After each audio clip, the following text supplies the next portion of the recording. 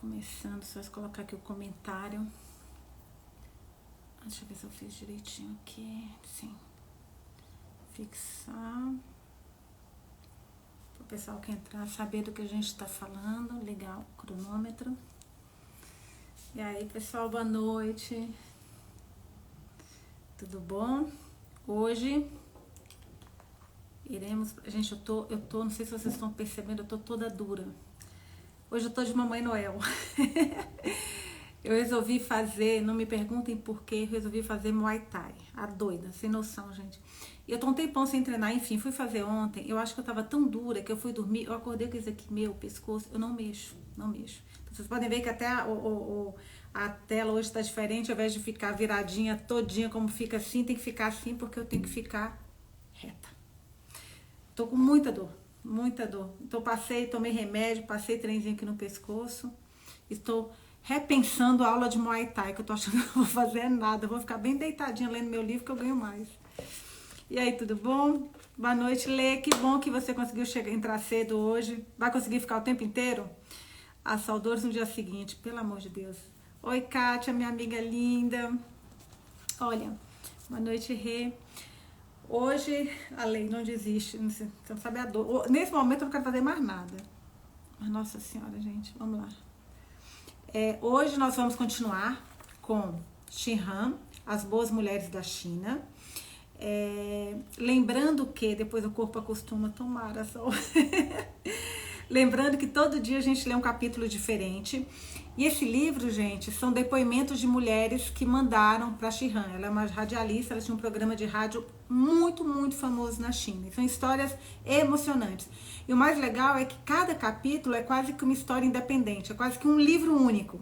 Então, se alguém perdeu os outros, pode acompanhar a nossa leitura de hoje, que não vai se perder em nada. É muito, muito legal. E os outros capítulos que a gente já leu estão todos nos destaques dos stories como LC Xi Han. E no IGTV também vocês podem procurar por séries, tá? Então, por exemplo, tem séries do Sem Amor, todos os livros que a gente já leu assim, aqui pra vocês dessa forma interativa, estão todos lá no IGTV, é só procurar por séries. Alicia, só aprontando, só aprontando. A pessoa não tem noção da idade, aí vai lá achar que é menina e vai ficar dando chute e... tudo dói, tudo dói, tudo dói. Então, enfim, esquecemos aqui um pouquinho. Hoje nós vamos ler o capítulo 11, que está na página 161, 161. Eu vou mostrar para vocês já. Chama-se A Filha do General do Kuomintang. A gente já viu bastante essa palavra aqui nas outras leituras, dos outros capítulos. Eu acho que Kuomintang era tipo um partido, alguma coisa que tem ali dentro da China, tá? Então, página 161, capítulo 11. A filha do general do Kuomintang. Vamos ver agora o que a Xi Han traz pra gente. Se rir dói mais. A Sol falou, Sol, é exatamente isso. Você não tá entendendo. Se rir dói. Até respirar dói. Já com a minha aguinha, com a canequinha que a minha sogra faz pra mim de livros. Prontinho aqui pra de vez em quando pegar uma água. Então vamos lá. Capítulo 11. A filha do general do Kuomintang. Os temas discutidos no meu programa, às vezes, provocavam um debate acirrado entre os ouvintes. E, para minha surpresa, com frequência, eu encontrava os colegas querendo continuar o debate no dia seguinte. Na manhã, depois de apresentar um programa sobre a invalidez, que havia suscitado uma grande diversidade de opiniões, vi-me no elevador com o velho Yu, o chefe da administração. Enquanto o elevador rangia e sacudia até o 16º andar, ele aproveitou a oportunidade para conversar sobre o programa da véspera. Era ouvinte regular, sempre disposto a compartilhar comigo suas ideias e opiniões. Sentia-me tocada pelo seu interesse. A política havia amortecido a tal ponto o entusiasmo pela vida na China que era raro encontrar homens de meia idade, como o velho Yu, que ainda sentisse curiosidade pelas coisas. Também era inusitado uma pessoa que trabalhasse na mídia chinesa ver, ouvir ou ler o que fosse divulgado pelo veículo em que trabalhava. Todos sabiam que era mera propaganda do partido. Achei muito interessante o que você discutiu ontem à noite, disse o velho Yu.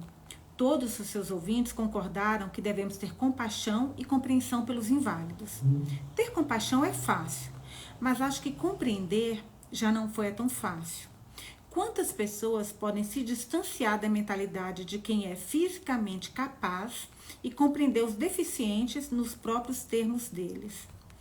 E as experiências de quem nasceu com uma deficiência têm que ser diferenciada das pessoas que se tornaram inválidas ao longo da vida. Nossa, eu sempre penso sobre isso, sobre essa coisa de pessoas que já nasceram com problema, pessoas que tiveram problema durante a vida, sabe? Que obviamente são experiências bem diferentes. Claro que... Ei, o que foi? A luz vermelha está acesa. O elevador tinha parado com solavanco e a luz do alarme tinha acendido, mas ninguém entrou em pânico. Defeito era coisa de todo dia. Por sorte, o elevador tinha parado no andar e não entre dois, de modo que o técnico, uma das pessoas mais populares do prédio, logo abriu a porta. Ao sair do elevador, o velho Yu me disse uma coisa quase como se desse uma ordem. Shin-Han, encontre algum tempo para conversar comigo. Não pense só nos seus ouvintes. Ouviu? Sim, ouvi, respondi alto enquanto ele se afastava. Então você ouviu, Shin-Han? Havia um supervisor de programação parado no corredor. Ouviu o quê? Eu estava falando com o diretor Yu.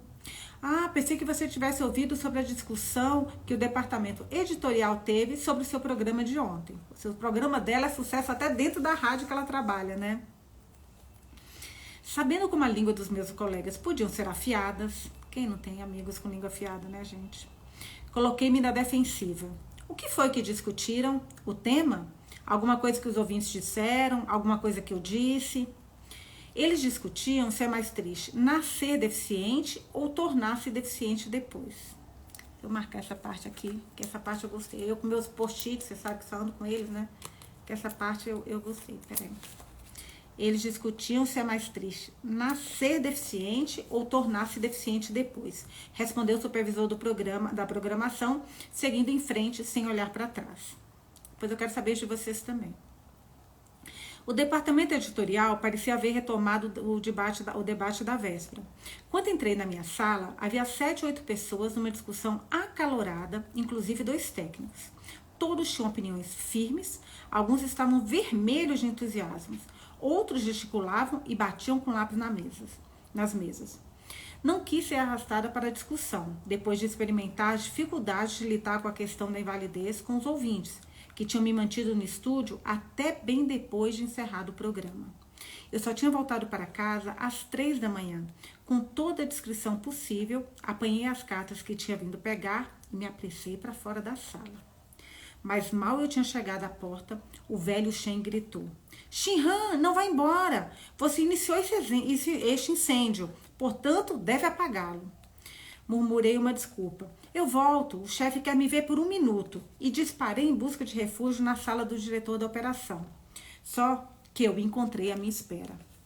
E falar do diabo, exclamou. Fiquei tensa, temendo o pior. Esta é uma cópia do registro dos telefonemas que recebemos. Há uma aí que pode dar uma entrevista bem interessante. Dê uma olhada e prepare algumas ideias durante a tarde, disse peremptório. Havia uma mensagem para mim no registro. A filha do general do Kuomintang estava no hospital para doentes mentais e me pediam que entrasse em contato com o Dr. Lee. Não havia nada que eu fizesse pensar numa boa história, mas eu sabia que o diretor era muito astuto. Se disse que havia alguma coisa, era provável que houvesse. Ele tinha o talento de enxergar o quadro mais amplo, de ver as questões que podiam virar notícia por trás das coisas menores. Com frequência, eu achava que, num ambiente de imprensa livre, ele teria feito muito sucesso profissionalmente. Porque lá nada é livre, né? Tudo tem que passar pela censura, lá na China. Telefonei para o Dr. Lee, que foi breve. A mulher é filha de um general de Kuomintang. É deficiente mental, mas não nasceu assim. Dizem que na infância ela ganhou o primeiro prêmio num grande concurso de redação na província de Jiangsu, mas agora calou-se de repente. Desculpe, podemos conversar pessoalmente? Concordei na mesma hora e combinamos de eu ir ao hospital às 1h30 daquela tarde. Depois de uma rápida saudação, o Dr. Lee me levou para ver a mulher. Ao entrarmos no quarto branco e silencioso, um rosto pálido e, sem expressão, se virou na nossa direção. Xilin, esta é Shihan. Ela veio ver você, disse o Dr. Lee. O Dr. Lee voltou-se para mim. Ela não reage a praticamente nada, mas eu acho que devemos tratá-la com respeito a si mesma. Ela não nasceu com deficiência mental e entendia a fala e os sentimentos normais. Olhou para o relógio. Umas parentes de Xilin ouviram seu programa ontem e uma delas me pediu que marcasse o encontro com você. Eu estou de plantão agora, mas espere aqui um instante, por favor. As parentes de Xilin devem chegar a qualquer momento. Eu nunca tinha estado sozinha com uma deficiente mental. Tentei conversar com Xilin, que parecia me ouvir, mas não reagia. Sem muita certeza do que fazer, peguei meu bloco de anotações e comecei a desenhá-la. Ela permaneceu completamente em silêncio, sem prestar atenção ao que eu fazia. Xilin era muito bonita. Calculei que estivesse por volta de 40 anos, mas tinha a pele ao redor dos olhos clara e sem rugas. Seus traços eram regulares e bem proporcionados, e o nariz reto atraía atenção para os seus olhos longos e estreitos, que se voltavam levemente para cima nos cantos, como se ela estivesse prestes a sorrir. Os lábios eram finos, como das mulheres retratadas em antigas pinturas chinesas. Antes de eu terminar meu desenho, as parentes de Xilin chegaram, a tia e a prima, mãe e filha.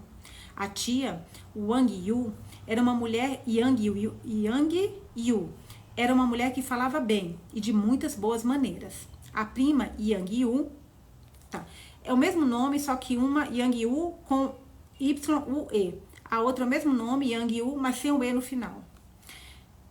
Então, para mim, parece praticamente o mesmo nome. Ela estava na faixa dos 30 anos e trabalhava como contadora numa editora de revistas. Yang Yu, com o E no final, que eu acho que é a mãe, com E no final a mãe, contou que na véspera a família tinha ligado o rádio antes de deitar. Todos ouviam o programa todas as noites, porque os ajudava a dormir. Perguntei-me se o meu programa era enfadonho assim, e não soube se devia me aborrecer ou achar graça. Eu pensei a mesma coisa, porque se ajuda a dormir, né? A filha de Yang Yu notou a expressão ambígua no meu rosto e deu um cutucão na mãe, mas esta a ignorou e continuou. Ficaram todos muito incomodados com os ouvintes que achavam que era muito mais trágico nascer com deficiência mental do que tornar-se deficiente no curso da vida. A família discordava totalmente disso e sentiram uma grande animosidade em relação a esses ouvintes, a quem consideraram completamente errados. Yang Yu, a mãe, falava acaloramente. Será que as pessoas podiam esquecer a dor de perder algo que tiveram um dia? Claro que ter tido conhecimento e entendimento um dia e perdê-los irrevogavelmente era mais trágico do que nunca tê-los tido. Segundo Yang Yu, a mãe, a família ficou tão perturbada com a questão que ninguém conseguiu dormir. Resolveram que iam provar o argumento deles, contando-me a história de Xilin. A expressão de Xilin não se alterou enquanto a tia me fazia o relato. Novo parágrafo. Já expliquei para vocês que sempre que eu falo novo parágrafo aqui, lembra que eu falei que cada capítulo é como se fosse um livro único. Então, ao invés de ter mini capítulos, ele tem como se fosse parágrafos separando, como se fosse um mini capítulo, separando uma parte da outra, tá? Xilin era a filha de um general de Kuomintang, a mais nova da família. Ao contrário das duas irmãs e do irmão mais velho, cresceu protegida e mimada. Quando a Guerra Civil irrompeu na China, em 1945, o pai foi promovido a general no exército de Chiang Kai-shek. O Kuomintang havia perdido o apoio dos camponeses, o que foi uma catástrofe, pois os camponeses constituíam mais de 98% da população. Inclusive falam, né, que Mao ele ganhou porque ele tinha o apoio dos camponeses. Adoro saber sobre isso, gente, cultura, sobre o país, sabe? Embora a Grã-Bretanha e os Estados Unidos fornecessem armas para Chiang Kai-shek, a situação logo se deteriorou. Seu exército, composto de vários milhões de soldados, foi rapidamente expulso para Taiwan pelos comunistas. Enquanto Kuomintang fugia para o leste, muitos dos seus líderes não conseguiram providenciar para que as suas famílias escapassem a tempo. A família de Xilin foi uma dessas. Na primavera de 1949, Xilin estava com 7 anos de idade e fazia 2 anos que morava com a avó em Peiping. Peiping era antigamente Pequim. Antes de chamar Pequim, ela se chamava Peiping. A gente viu isso no capítulo anterior, né? Preparava-se para voltar para a casa dos pais em Nanquim, onde deveria ir à escola. A mãe escrevera dizendo que o marido ia viajar com um batalhão. Por isso, ela tinha que ficar em Nanquim para cuidar dos outros filhos e não podia buscar Xilin em Peiping. A avó era fraca, não tinha boa saúde e não poderia fazer a viagem. Combinou-se então que a tia de Xilin, a jovem Yang Yu, levaria a menina de volta para Nanquim. Aquela foi a época das batalhas entre Kuomintang e os comunistas, que se revelaram decisivas. Quando Yang Yu, a mãe, e Xilin chegaram às margens do rio Yangtze, o serviço de balsas, o único meio de transporte entre o norte e o sul, estava parcialmente suspenso. Havia pilhas de mercadorias dos 2 lados do rio. Enquanto esperavam, souberam que haveria uma batalha em Nanquim. O Exército da Libertação Popular estava prestes a atravessar o rio, mas não havia o que fazer, a não ser seguir viagem para a cidade. Ao chegarem lá, em meio a uma grande multidão, viram uma bandeira vermelha pendendo da casa de Xilin. Um grupo de soldados do Exército de Libertação Popular já tinha ocupado a habitação. Yang Yu não parou na casa. Levando Xilin consigo, foi perguntar nas lojas e casas de chá das proximidades se alguém tinha notícias da família. Algumas pessoas tinham visto os carros das famílias serem carregados e caixas serem levadas embora, e tinham ouvido dizer que muitos empregados haviam sido dispensados. Segundo outras, a família inteira teria desaparecido sem deixar vestígios, na véspera dos comunistas cruzarem o Yangtze. Ninguém tinha uma informação definitiva, mas a impressão era de que a família de Xilin tinha fugido para Taiwan. Logo depois disso, Yang Yu recebeu a notícia de que sua mãe tinha morrido enquanto os comunistas davam uma busca na sua casa, em Peiping, rebatizada de Pequim pelo novo governo, por causa do parentesco dela com o pai de Xilin. Era impossível voltar para Peiping. Sem saber o que fazer, Yang Yu instalou-se com Xilin numa pequena pensão em Nanquim. Um dia, o bondoso proprietário da pensão lhe disse: "Você não disse que sabe ler e escrever? O novo governo está contratando professores para as novas escolas. Você devia se candidatar." Sem acreditar muito, Yang Yu se candidatou e foi contratada. Tinha só 20 anos, apenas 13 a mais do que Xilin, mas disse à sobrinha que a chamasse de mãe para ocultar a identidade das duas. Como mãe e filha, entre aspas, tiveram um quarto designado para elas pela nova escola administrada pelo governo, que também as ajudou a adquirir alguns artigos domésticos. Xilin foi aceita como aluna nessa escola. Yang Yu maquiava-se e penteava-se de modo a aparentar idade suficiente para ser mãe de Xilin. Toda manhã dizia a Xilin que não tocasse no nome dos pais e em que circunstâncias alguma dissesse alguma coisa sobre a antiga casa da família. Embora prestasse muita atenção nas advertências da tia, Xilin não tinha plena consciência das consequências que havia para ambas caso deixasse escapar qualquer coisa. As crianças gostam de se exibir para as outras. E um dia, jogando 3 Marias com minúsculos saquinhos de feijão, Xilin contou aos amiguinhos que os saquinhos que o pai lhe dera para jogar aquele jogo era enfeitado com pedras preciosas. Uma das crianças mencionou isso em casa e a história logo correu entre os adultos. Naquela época, todo mundo procurava obter vantagem política para consolidar a própria posição na nova ordem comunista. Não levou muito tempo para que um representante da guarnição local do exército informasse Yang Yu de que teria que apresentar um relato completo sobre o seu falecido marido, entre aspas, o pai de Xilin. Uma noite, o diretor da escola de Yang Yu correu ao quarto delas num estado de grande agitação. "Vocês têm que ir embora já, vão ser presas a qualquer momento. Fujam para o mais longe que vocês puderem. Não voltem para Nanquim em hipótese alguma. Estão dizendo que Xilin é filha de um general do Kuomintang e que você cometeu o crime de abrigar uma contra-revolucionária. Não quero ver suas explicações. Nos tempos que correm, quanto menos a gente souber, melhor. Partam imediatamente." Não façam malas, nada. Eles podem até fechar a margem do rio a qualquer momento. Vamos, depressa. Se precisarem de alguma coisa no futuro, venham me procurar. Eu tenho que ir. Se o exército me pegar, a minha família toda está perdida. Nossa, esse professor foi maravilhoso. O diretor foi maravilhoso, hein, gente? Quase chorando de tão nervosa, Yang Yu pegou a sonolenta Xilin pela mão e saiu andando pelas ruas de Nanquim. Gente, a menina tinha 20 anos de idade, com uma de 7.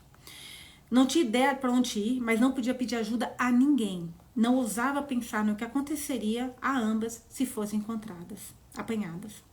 Caminharam quase 3 horas. O céu já clareava, mas Nanquim ainda parecia estar logo atrás delas. Quando Xilin já não conseguia andar, Yang Yu empurrou-a para o meio de um arbustos à beira da estrada e sentaram-se. O chão estava úmido de orvalho e ambas sentiam fome e frio. Mas Xilin estava tão cansada que adormeceu imediatamente, encostada na tia. Cansada e assustada, Yang Yu chorou até que também acabou pegando no sono. Algum tempo depois, foi despertada por vozes. Um casal de meia-idade e um rapaz alto estavam parados diante delas, olhando preocupados. Por que estão dormindo aqui? Perguntou a mulher. Está frio e úmido. Levantem-se já e encontrem uma casa ou outro lugar para dormir, ou vão ficar doentes. Obrigada, mas nós não podemos continuar. A menina está cansada demais, respondeu Yang Yu. Para onde vocês estão indo? Perguntou a mulher, fazendo um gesto ao rapaz para que pegasse Xilin. Não sei, só quero ir para longe de Nanquim. Yang Yu não sabia o que dizer. Fugindo de um casamento forçado, é difícil levando uma criança, disse a mulher amável. Espere um instante, vou tentar resolver alguma coisa com meu marido. Este é meu filho, Yu Wei, e este é o meu marido. O homem de meia-idade, parado a um lado, parecia bondoso e tinha um ar de pessoa culta. Falou depressa, mas com gentileza. Não há o que discutir. Nós todos estamos com pressa. Venha conosco. É mais fácil viajar em grupo. Além disso, como podemos abandonar uma viúva e uma órfã? Vamos, eu levo a sua trouxa. Yu Wei cuida da garotinha. Ting, dê a mão para ela se levantar. Na estrada, Yang Yu ficou sabendo que o homem se chamava Yang Du. E que então esse Yang deve ser alguma expressão, gente, porque é o mesmo início. Que fora diretor de uma escola em Nanquim. A esposa, Liu Ting, fora educada numa escola progressista de meninas e ajudava o marido lecionando e cuidando da contabilidade da escola. Yang Du era de Yangzhou, onde seus antepassados ensinavam os clássicos confucianos numa academia particular. A academia fora fechada durante as várias guerras e o caos generalizado das últimas décadas e transformadas em residência. Quando Yang Du casou, herdou a profissão da família e a casa. Teve vontade de abrir uma escola, mas encontrou dificuldades em realizar o plano na cidadezinha de Yangzhou. Como queria que o único filho recebesse uma boa educação, mudou-se para Nanquim, onde a família viveu por 10 anos.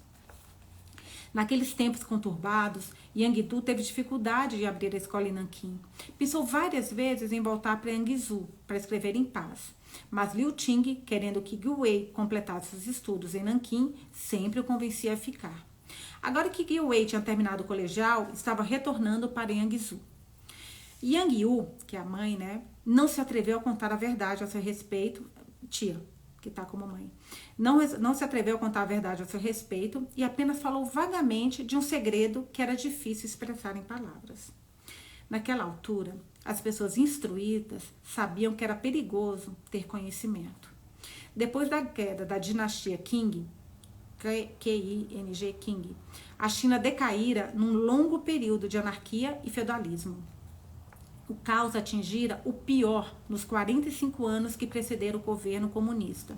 Governos e dinastias pareciam mudar todos os dias. Agora, ninguém mais conhecia as leis da nova república e o ditado popular mandava fazer silêncio sobre assuntos do Estado e falar pouco sobre assuntos de família. É melhor numa coisa a menos do que uma coisa a mais. Assim, a família Yang não pressionou Yang Yu para obter detalhes.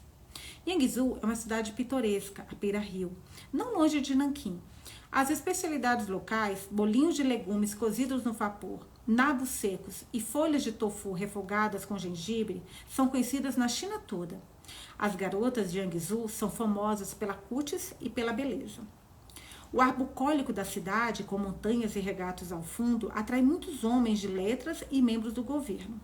O mestre de ópera de Pequim, Mei Lanfang, e o famoso poeta da Escola da Lua Nova, Xu Shimo, são ambos de Jiangsu, assim como o atual presidente da China, Chiang Zemin.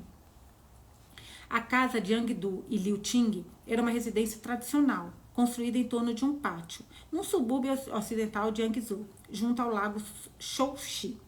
Séculos de dragagem e o cultivo de jardins e bosques tinham transformado esse lago num dos mais belos da China. Na ausência da família, um casal idoso cuidara da casa, que estava limpa e arrumada.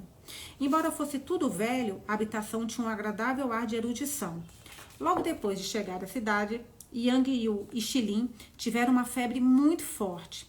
Liu Ting ficou muito preocupada e mandou correndo chamar o herbanário. Eu gosto disso, né? Herbanário que trata com ervas. Este diagnosticou choques e tremores causados por exaustão e receitou um tratamento à base de ervas, que Liu Ting preparou para elas. Desculpa só um pouquinho, tá? Yang Shu e Xilin sararam depois de 1 ou 2 semanas, mas Xilin estava diferente e escondia-se atrás dos adultos quando a família Yang a levava para ver os filhos dos vizinhos. Yang Yu achou que a menina estivesse sofrendo dos efeitos da fuga de Nanquim, que logo se recuperaria. Não muito tempo depois disso, Liu Ting lhe disse: "O meu marido diz que você tem boa mão com a caneta. Se quiser, pode ficar conosco e nos ajudar com o trabalho de escritório. Pode nos tratar de tio e tia e chamar Guiwei de irmão mais velho. Nós ajudaremos a cuidar de Xilin também." Gente, anjos que aparecem na vida das pessoas. Embora eu fique com medo, eu espero que ele continue bom, né? Vamos continuar lendo o capítulo, mas eu acho que eles são realmente anjos que vieram para ajudá-la. Yang Yu se sentiu extremamente grata e aceitou na mesma hora. O clima político em Jiangsu, nos anos 50, era muito menos tenso do que em cidades maiores. As pessoas ali não morriam de amores por política, e a tradição da região era todos trabalharem e viverem em paz. A sinceridade e a generosidade da família Yang ajudaram Yang Yu a deixar para trás o terror e a insegurança dos últimos meses. Guiwei, que é o filho deles, do casal, né? Começou a lecionar na escola primária recém-construída e todo dia levava Xilin consigo. Entre crianças da cidade, a garota aos poucos se tornou menos reservada e começou a se comportar como antes. Guiwei gostava do seu trabalho, pois a escola tinha uma atmosfera animada e criativa e não fazia distinção entre ricos e pobres. A sua dedicação era recompensada pela escola, que o indicava para participar de muitas atividades extracurriculares. Quando ele falava entusiasmado sobre o trabalho em casa, os pais o preveniam que fosse mais circunspecto. Yang Yu ouvia com atenção, demonstrando interesse e compreensão pela animação do rapaz. Os dois acabaram se apaixonando. Eu fiquei pensando nisso, acho que esses dois vão ficar juntos. Os dois acabaram se apaixonando e ficaram noivos no 3º ano de Yang Yu em Jiangsu. No dia do noivado, Yang Yu contou à família a verdade a seu respeito.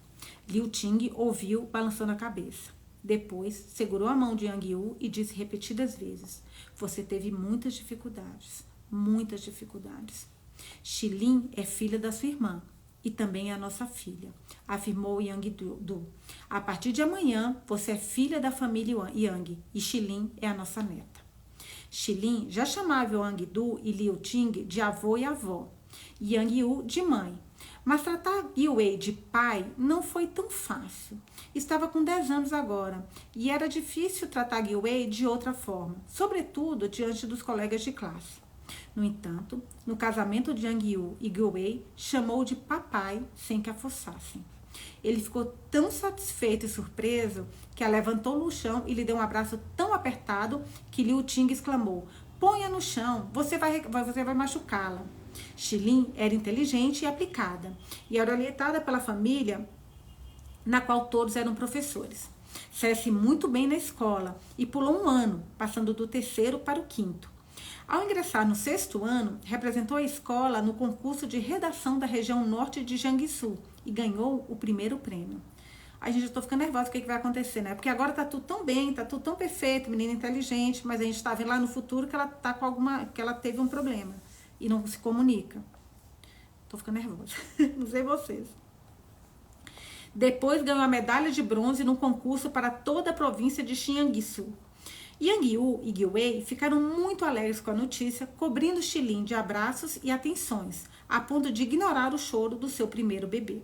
A família toda se sentiu muito orgulhosa e os vizinhos foram cumprimentá-la pelo sucesso de Xilin. Pouco depois dos prêmios na escola, no momento em que Gui Wei escrevia versinhos em papel vermelho da sorte para expor em 1º de junho, Dia Internacional da Criança, uma aluna entrou correndo na sua sala sem fôlego. Professor Yang, venha logo! Os meninos estão xingando... Chegou, né, gente? Foi, tá tudo muito bom. Os meninos estão xingando a Xilin e ela está brigando com eles. Ela está sem forças, mas nós meninas não temos coragem de ajudar. Os meninos dizem que vão bater em quem ajudar a Xilin. Guei correu até o pátio atrás da escola e ouviu os meninos gritando para Xilin. Sua hipócrita, bastarda. Os bastardos são sempre os espertos. Pergunte à sua mãe quem era o seu pai. Era um bêbado que ela encontrou numa vala. Crianças maldosas, muito maldosas. Gui Wei avançou e afastou aos murros os meninos que cercavam a menina. Pegou-a nos braços e berrou. Quem disse que Xilin não tem pai? Quem se atreve a dizer mais uma palavra vai ficar muito tempo sem poder abrir a boca depois de se entender comigo. Experimentem para ver. Assustados, os garotos sumiram. Xilin tremia... Só um pouquinho. Nos braços de Gui Wei, branca como lençol, com a testa úmida de suor e sangue nos lábios que ela mordera. Em casa teve febre alta, murmurando o tempo todo. Não sou bastarda, tenho mãe e pai. Liu Yiting e Yang Yu se revezaram cuidando dela. O médico disse à família que Xilin se encontrava em estado de choque e que havia irregularidades no seu batimento cardíaco. Disse também que se a temperatura não baixasse o mais rápido possível, a garota poderia ficar mentalmente perturbada. E perguntou como é que uma menina de 12 anos podia ter recebido tamanho choque. Yang Du estava furioso. Este país piora a cada dia. Como é que crianças pequenas podem fazer uma coisa dessas? O que fizeram com ela foi praticamente um assassinato. Gui Wei não parava de pedir desculpas à família por não ter tomado conta de Xilin, mas todo mundo sabia que a culpa não era dele. Mais tarde ele soube como a cena no pátio começou. Um menino mais velho quis abraçar Xilin, mas ela o rejeitou, dizendo-lhe que se comportasse. Furioso e envergonhado, ele apontou para ela e gritou: quem você pensa que é? Quem é o seu pai? Não há nenhuma sombra de Yang Gui Wei no seu rosto. Vá para casa e pergunte à sua mãe com quem foi que ela dormiu para ter uma bastarda como você. E pare de fingir que é decente e pura. E mandou os meninos mais novos que estavam por perto xingarem Xilin, ameaçando bater quem desobedecesse. Gui Wei se enfureceu, sem a menor consideração pela dignidade da sua posição como professor e sem pensar nas consequências, foi procurar o garoto e lhe deu uma surra enorme. E não está escrito aqui, mas eu vou continuar, e muito merecida. Porque, meu Deus do céu, como tem gente ruim, né, gente? Pelo amor de Deus. A Gabi, quanta raiva, quanta ruindade. Muita, muita. Xilin se recuperou, mas passou a falar pouco. Raramente saía e geralmente ficava em casa sozinha. Os exames de admissão ao secundário estavam se aproximando e todo mundo achou que ela estivesse estudando e que por isso era melhor não perturbá-la. Só Yang Yu continuava preocupada, que era a tia barra mãe dela, né? Sentia que alguma coisa não ia muito bem com Xilin, mas não ousava compartilhar suas conjecturas com ninguém, para não arrumar problemas para a família.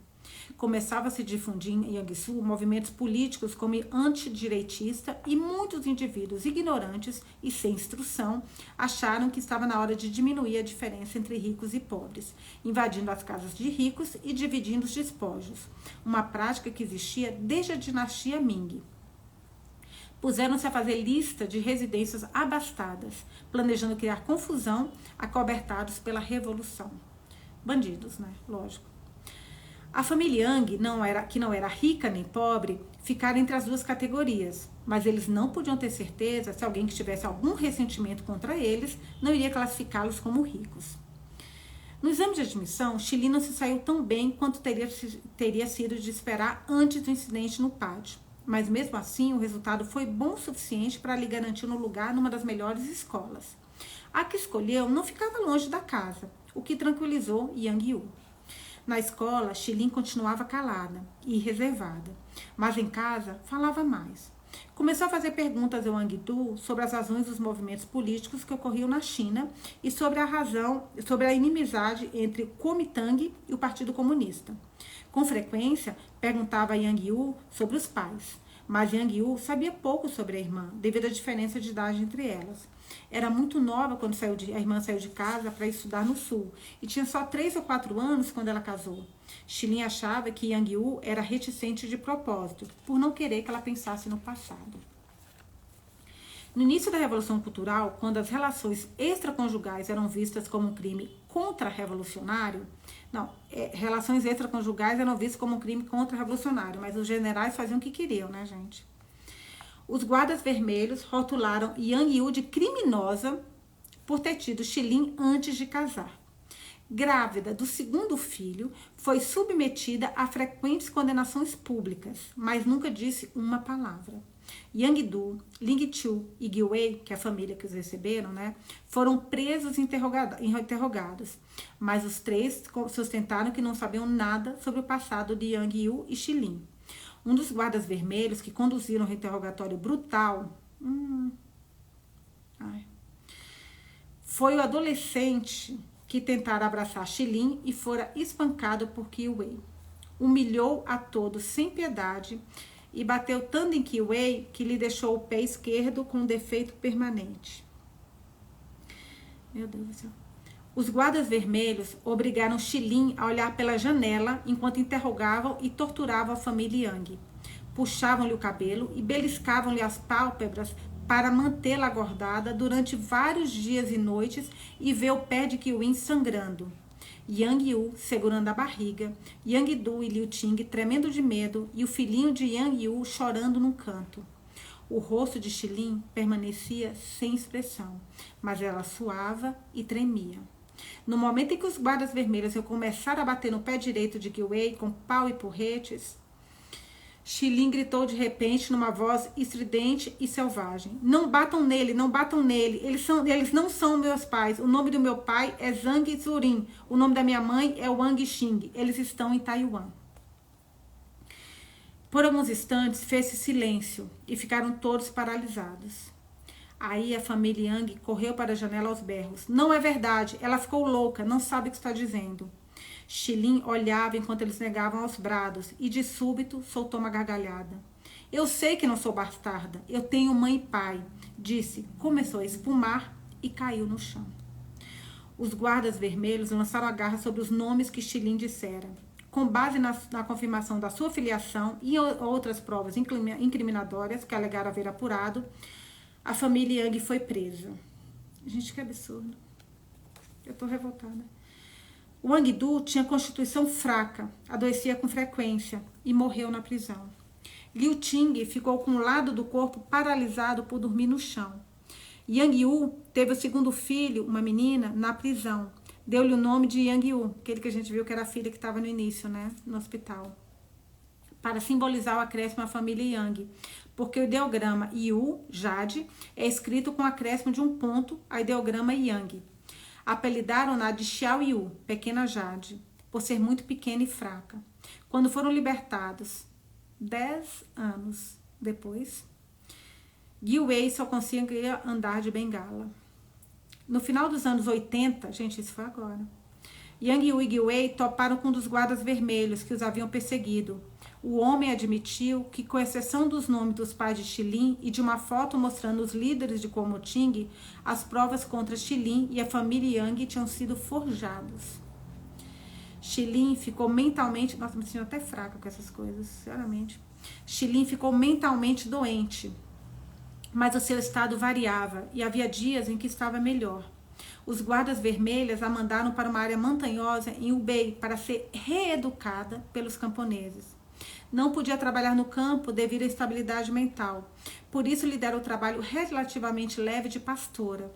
Logo, os homens da aldeia começaram a inventar pretextos para subir até as vertentes remotas, aonde Xilin levava as vacas para pastar. Tinham descoberto que para fazê-la perder o controle, bastava perguntar: "Quem é o seu pai?" ela se punha a rir e a gritar loucamente, e em seguida desmaiava. Enquanto ela estava perturbada, os homens a estupravam. Se ela se debatiam, eles gritavam sem parar: quem é o seu pai? Você é bastarda. Até que ficava tão desorientada que cedia às ordens deles. Uma avó de bom coração soube o que estava acontecendo ao ver um homem brigando com a esposa. Furiosa, plantou-se no centro da aldeia, amaldiçoando os homens em alto e bom som. Seus animais desalmados, vocês nasceram de uma mulher. Vocês não têm mãe? Vão pagar por isso. Levou Xilin para morar consigo, mas a jovem já tinha perdido toda a noção de onde estava. No começo de 1989, Yang Yu e a família encontraram Xilin na aldeia em Hubei e levaram-na para casa. Xilin não os reconheceu. E também eles mal a reconheceram depois de 10 anos no interior. Yang Yu pediu que lhe fizessem exame médico completo no hospital. Quando leu os resultados, adoeceu. Segundo o relatório... Nossa, gente, aqui é um pouco pesado. Se alguém quiser diminuir o som, eu vou porque vai escrever. Aí eu levanto a mão, vocês podem diminuir o som, depois aumento, porque é bem pesado agora, tá? Então, vou começar. Segundo o relatório, o torso de Xilin tinha cicatrizes de mordida, parte de um mamilo fora arrancado e os lábios vaginais estavam dilacerados. O colo e o revestimento do útero estavam gravemente danificados e os médicos encontraram um galho quebrado dentro dela. Não foram capazes de determinar quanto tempo ela tivera aquele galho alojado no útero. Se você quiser voltar aqui e ler e continuar a leitura, porque agora passou essa parte. Posso tomar só uma água, só um pouquinho, gente. Nossa, eu tô... Meu Deus do céu.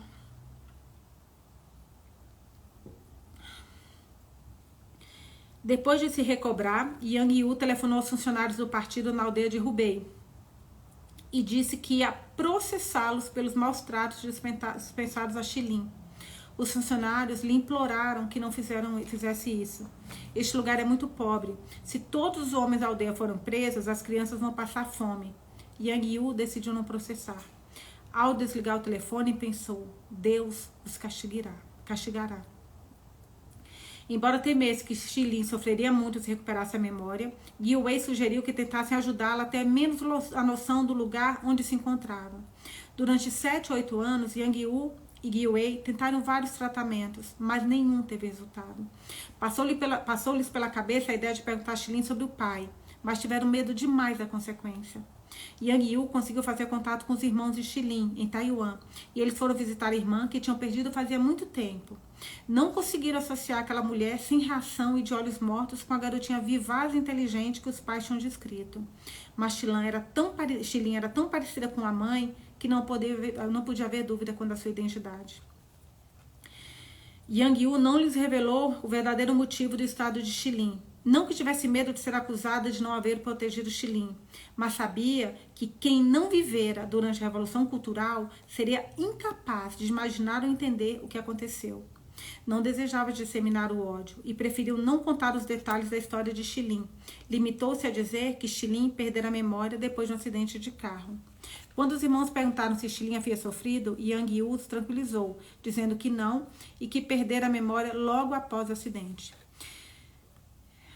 Lícia, essa parte é uma das mais pesadas. Eu também concordo, uma das mais pesadas que eu já vi. Aquela da mosca também foi pesadíssima. Mas essa daqui, nossa, o jeito que a menina tava, que encontraram nela. Yang Yu nunca deixou de se perguntar até quando Xilin teve consciência do seu sofrimento antes de perder a razão. Com relutância, eu disse que, assim como acontece com outras pessoas que enlouquecem depois de adultas, Xilin deve ter perdido a razão em resultado de uma angústia extrema. O seu sofrimento foi se acumulando em camadas ao longo da infância confusa, desde a noite que fugiu de Nanquim, e ela nunca teve como expressá-lo por não querer tornar infeliz a família Yang. Os anos de maus tratos em Hubei esmagaram-lhe a consciência. Outro parágrafo, provavelmente o último. Um parágrafo para outro, tipo um mini capítulo, né? Quando voltei para o rádio, para o programa da noite, depois de passar a tarde toda no hospital, minha sala estava vazia. Encontrei um copo de suco sobre a minha mesa e um bilhete de Meng Xing, que guardara o suco para mim, preocupada com a minha eventual exaustão. Meng Xing tinha a reputação de ser uma mulher dura, que nunca dava nada a ninguém, e fiquei comovida. O diretor da rádio também deixara um bilhete, pedindo-me que lhe apresentasse no dia seguinte o meu relatório sobre a entrevista com a filha do general de Kuomintang. Pela manhã, contei-lhe sobre Xilin, mas disse que não podíamos transmitir a história. Ele ficou surpreso. Qual o problema? Geralmente você pede para transmitir as coisas. Não há problema algum. É que eu não conseguiria contar essa história de novo, nem fazer um programa sobre ela. Seria difícil demais. É a primeira vez que eu ouço você dizer que alguma coisa é difícil demais. Deve ter sido mesmo história difícil de ouvir. Espero que consiga esquecê-la. Acabei não tendo a conversa com o velho Yu sobre os deficientes. Ele morreu naquele final de semana de uma doença no fígado, durante um banquete. No serviço fúnebre, contei-lhe em silêncio as minhas inquietações, certa de que ele me ouvia. Depois que deixo este mundo, as pessoas continuam vivas nas lembranças dos que ficam. Às vezes, pode sentir sua presença, ver-lhes o rosto ou ouvir a voz delas. Nossa, gente, acabou esse capítulo. Nossa, eu tô arrepiada. Eu tinha esquecido dos detalhes. Nossa Senhora. Eu tô... Só tomar mais uma água aqui. Eu tô chocada. O que fizeram com essa menina, eu tô chocada, chocada. Deixa eu ver o que vocês escreveram aqui em cima, que eu nem não vi. Peraí. Marcada pelos abusos para sempre. Um país sendo dirigido por um louco cria seguidores iguais. É engraçado que... Engraçado, não tem nada engraçado aqui, mas quando eu leio os livros, aqueles livros que a gente fala, né, sobre o Talibã, sobre o Afeganistão, sobre o Iraque, apesar de serem culturas diferentes, eu não sei vocês, mas eu percebo tantas semelhanças nessa loucura pelo país, nesse fanatismo. Mas aqui... Você vê, e essa ruindade é uma maldade, é o que a gente fala, parece que as pessoas que são ruins, elas usam esses momentos de guerra ou de qualquer coisa que seja, né, de rebelião e de turbilhão no país, pra fazer as maldades que parece que tá no sangue, gente. A Lê, cheguei a derrubar um copo de Coca-Cola que eu vi nessa história. Nossa, Lê, aí a Débora, ela foi destruída. Aquela parte, eu juro pra vocês, eu comecei a ler em voz alta pra vocês, mas sabe quando eu queria não ler, sabe quando você não quer nem lembrar da cena? E eu me conheço. Essa cena vai voltar muitas vezes pra mim. Tenho certeza disso, certeza. Foi muito chocante. Agora, e essa pergunta que ela fez, que eu queria também debater com vocês, porque é uma coisa que eu penso muito. O que vocês acham que é pior? Qual é a pior situação? Pessoa que já nasce deficiente, então, por exemplo, uma pessoa que nasceu com problema e nunca, um cego, uma pessoa com deficiência visual, né? Desculpa, porque eu sei que palavras que não são mais politicamente corretas. Um deficiente visual que nasceu com esse problema. É pior do que quem vai depois, ou quem teve esse problema dela mental, que foi de angústia. Gente, eu nem sabia que angústia podia fazer tudo isso, eu não tinha ideia. O que vocês acham que é pior? A Lei, eu também vejo semelhança, para mim é um absurdo. Alicia, também percebo, parece que a maldade se instalou ali. E as pessoas ruins, parece que elas têm proteção daquela confusão no país para fazer o que elas querem, né? A Pri, e pensar que muitas mulheres passam por essas maldades, revoltante. A Sol, as duas formas são sofridas. A pessoa vai precisar ser forte, resiliente, lidar com preconceitos, falta de acessibilidade e oportunidade. A Kátia, quem já nasce já se adapta desde sempre. Ficar deficiente é pior, minha opinião, a Lei fala. Por causa da angústia, aquilo que eu tinha falado, acredito que nessas circunstâncias é pior. A Érica, a angústia faz muitas coisas em nosso corpo, mas gente, eu não sabia que podia deixar, tudo bem, ela passou choque em cima de choque, mas você se lembra que o primeiro choque que ela já mostrou foi quando teve aquela coisa na escola, né, que esse garoto que foi guarda fez isso com ela, quando ela queria abraçá-la, e ela não quis. E depois ele se tornou ele teve poderes. Eu vi umas cenas muito parecidas com isso no livro do Ken Follett. Eu acho que foi no segundo, era A Queda de Gigantes, Inverno no Mundo. teve uma cena, tem um personagem muito parecido com esse guarda. Alicia, ficar depois é bem pior, embora você perca a consciência, do que já foi um dia. Eu acho isso também, assim, eu não tenho certeza, eu não tenho uma opinião ainda tão, eu acho que é isso, com certeza, sabe? Eu tenho certeza que é assim, eu mudo dependendo da situação, mas eu acho que você conhecer e depois perder aquela, seja qual for, que audição ou visão, o que for, eu acho que deve ser pior, sabe? Ou, por exemplo, teve aquele menino, lembra aquele garoto que eu me lembro que ele participou do BBB, gente, que é um menino super bonito e depois ele ficou tetraplégico. Poxa, ele sabe, né, o que é andar, o que é correr, sempre foi esportista. Inclusive, hoje ele é campeão de canoagem, né? Mas, poxa, eu acho, é complicado, né? Eu fico pensando nisso. Mas ao mesmo tempo, ele viveu o andar, ele viveu se movimentar, ele tem lembranças disso, que também deve dar boas lembranças para ele. Ale, eu acho que a mente faz tudo piorar. Quando você fica deficiente, você passa por muita coisa e isso te traz dor. Verdade. A Cris, ficar deficiente depois é problemático. Meu avô ficou cego após um AVC aos 65 anos de idade. Se entregou. Não soube como lidar com o problema. Nossa, Cris. Nossa, deve ter sido muito pesado. A Érica. Eu, por me sentir angustiada e magoada, consegui romper discos da coluna lombar. Nossa. O médico disse que é comum. Tive que fazer cirurgia. Fiquei na UTI. Passei por momentos angustiantes. Por se sentir angustiada e magoada. Nossa, Érica, eu não sabia disso. A Debbie, eu acredito que nessa circunstância é bem pior. Nossa, gente, que loucura é isso. O que o corpo faz, né? Como o corpo... Por isso que falam também que tem muitas doenças que são do emocional. Inclusive, se eu não me engano, o câncer é uma doença também que o emocional também afeta bastante. Isso que me falaram, não sei se é verdade ou lenda, mas foi o que eu ouvi. Mas essa história de hoje foi muito pesada. Meu Deus do céu, gente. Nossa, tô aqui meio até desnorteada com esse capítulo. Vocês têm mais alguma coisa para falar? Alguma opinião? Alguma coisa que vocês queriam deixar sobre esse capítulo? Nossa, gente, juro que vocês não estão entendendo. Aqui minhas costas são todas doloridas. Meu Deus do céu. Tudo duro. Então, acho que é isso. Deixa eu falar com vocês amanhã. Esse capítulo acho que deixou todo mundo muito... chocado, né? Eu tô, pelo menos, muito chocada. Então amanhã, gente, às 6 horas, a Érica, foi horrível. Eu fiquei em decúbito com a cabeça 15 graus voltada para baixo. Nossa, Érica. A mente quer comandar, mas temos que comandar a mente. É verdade, mas você tem razão, Sol, mas não é fácil, né? Não deve ser nada fácil. A Alice, é por isso dito, mente sã, corpo sã. É verdade. Gente, amanhã, às 6 horas, nós vamos ler esse capítulo aqui, ó. A infância que eu não consigo esquecer. Capítulo 12. Vai até o capítulo 15. Tá quase acabando.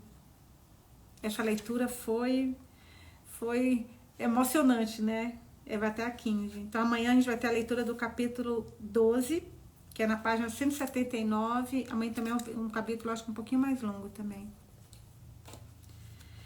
Bom, é isso, gente. Então, vou encerrar para salvar o vídeo. A Sol, não é fácil, é um exercício diário.